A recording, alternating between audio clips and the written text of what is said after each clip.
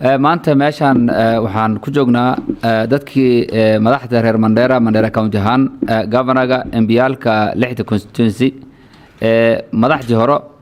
iyo wixii siyaasi ahaa oo Mandera ka yimaad kulli iyo senataga kulli waan meeshan joognaa waxaan maanta isku nimaanay waxay tahay inaan ka hadalno arinta ka jirta Mandera County qaas ahaan Mandera East gobolka Mandera East oo Cabdirashiid Janan ninka la yiraahdo oo ka soo baxsaday xabsiga Muqdisho oo ciidankiisa uu keenay magaalada iyada inaan cambaarayno inaan ka hor imaano inaan diyaar u nahay inaan ogolaanaynin marnaba in ciidan uu joogo magaalada Mandera ama meel kamid county Mandera haddaan ahnay madaxda laga soo doortay meeshaas iyo dadweynahaba waxaan u sheegaynaa Cabdirashiid Janan iyo inta taageersanbo inay county Mandera iskaga baxaan oo aadaan meel alla meeshii laga soo dhaweynayo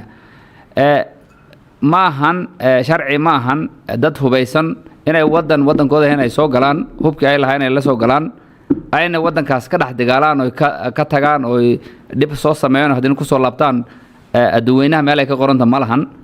haddii dadkaas ay rabaan amnesty waa inay qoriyahooda ay ku wareejiyaan booliska Kenya waa inay ku wareejiyaan oo gacan dhiibtaan oo dawladda sideeda ay u geysa meelaha lagu xanaaneeyo dadka maaragtay soo dhiibi oo dagaalka iskiga soo dhiibi marka waxaan leenahay dadka ayada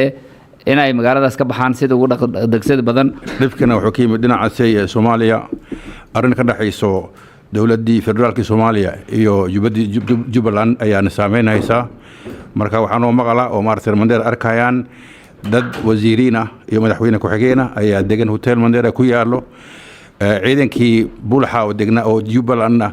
waxa lagu sheegay waxay joogaan buruburu xuduudkii Kenya ay ku dhex jiraan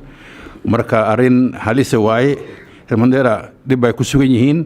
laga yaabo in maartay ciidankaasi kan bulxa oo joogo kan Mandera fadhiyo in ay isku dhacaan marka nabadgelyo Mandera ayaa dib ku taagan ma ogolin dhulkaan in maartay laga dhigo meel maartay soo dagaalo waxaan ka codsanaynaa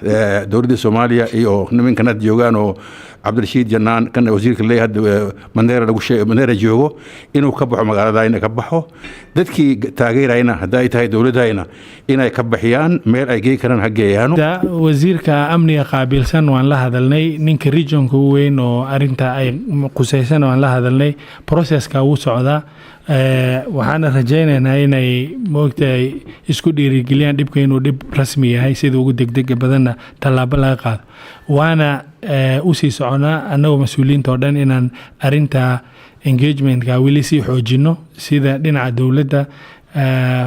talaabo qaadka laga sameeyo waxaan ka soo horjeednaa iska horimaasho nooc walba hata shacabka nafirkooda inay kacaan ma rabno waxaan rabnaa dawladda inay ogaadaan arintan annaga mas'uuliyiinta ee shacabka reer Mandera waan ka soo horjeednaa haday saas tahay meel alloo laga qaabili karo ha geystaan dadka laakiin Mandera magaalada lagu maahin karo dadkaas. Assalaamu calaykum waraxmatullaahi wabarakaatuh.